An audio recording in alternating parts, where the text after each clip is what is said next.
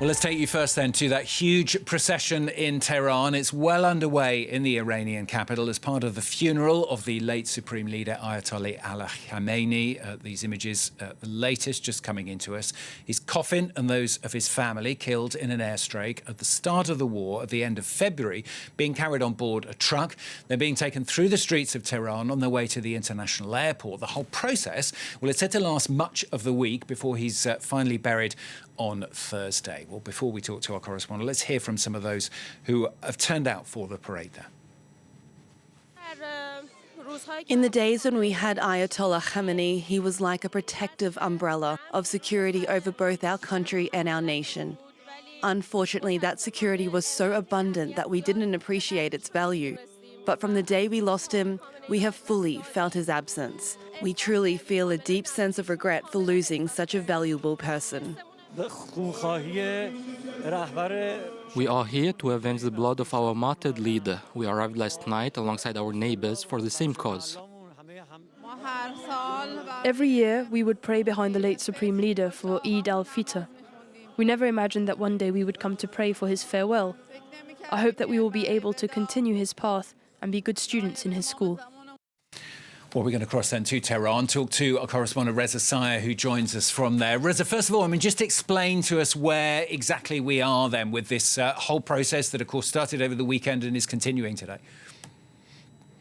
Yeah, we're almost at the end of the Tehran portion of the ceremony. And once again, massive crowds turning out in the capital today for this funeral procession on this third day of the Tehran events, the culmination of the events in Tehran. The funeral procession started very early this morning, around 6 a.m. That's when you had large crowds, a sea of people as far as the eye can see, line up along Engelov Avenue. Later in the morning, you had the caravan, the large truck carrying the coffin of the late Supreme Leader Ayatollah Khamenei, and that caravan and that truck slowly moving through that sea of people in what was a remarkable scene. That truck carrying the late Supreme Leader's family members as well, his son-in-law, daughter-in-law, his oldest daughter, and finally his baby granddaughter, Zahra. All of these individuals killed in that airstrike on February 28th. The caravan, the procession moving through Engelov Avenue, making stops at Engelov Square and Azadi Square. Engelov means revolution in Persian. Azadi means freedom in Persian. So this road, this path, all of these stops, very symbolic. When you talk to these mourners, they will tell you that that's what the Ayatollah Khamenei, that's what the Islamic Revolution stood for. Freedom, revolution, and by freedom they mean freedom from imperialist powers, domination. They mean sovereignty, and they believe that the Ayatollah, the late Supreme Leader, gave his life to protect the revolution and to keep Iran free. Once this procession is over in Tehran, the body, the coffin of the late Supreme Leader goes to the holy city of Qom in Iran, then to Najaf and Karbala, holy cities in neighboring Iraq, and then finally Thursday, his burial in his hometown of Mashhad. Reza, you talk about the crowds. We're seeing them, of course, in the images as well as you're talking. Many of those people, of course, close to the regime. Many there, though, amid, should we say, encouragements from the regime? This is an ongoing claim and debate. And the claim is that not all of these people are there because of their free will, that they're somehow nudged or coaxed.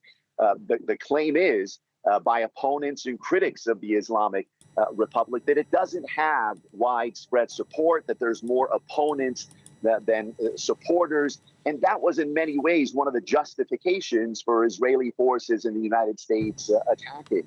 The narrative, the claim was that if they attacked the supporters, the opponents of the government would come out, take their freedom and celebrate. Obviously, that scenario that never happened. And the many supporters that have been out for the past 3 days will point to these massive crowds and say that those critics are wrong, that they are out there based on their free will because of their admiration and love for the Supreme Leader and what he stood for. And based on my observation, it is very difficult to encourage and coax this many people to come out. We saw some genuine admiration and emotion today for the leader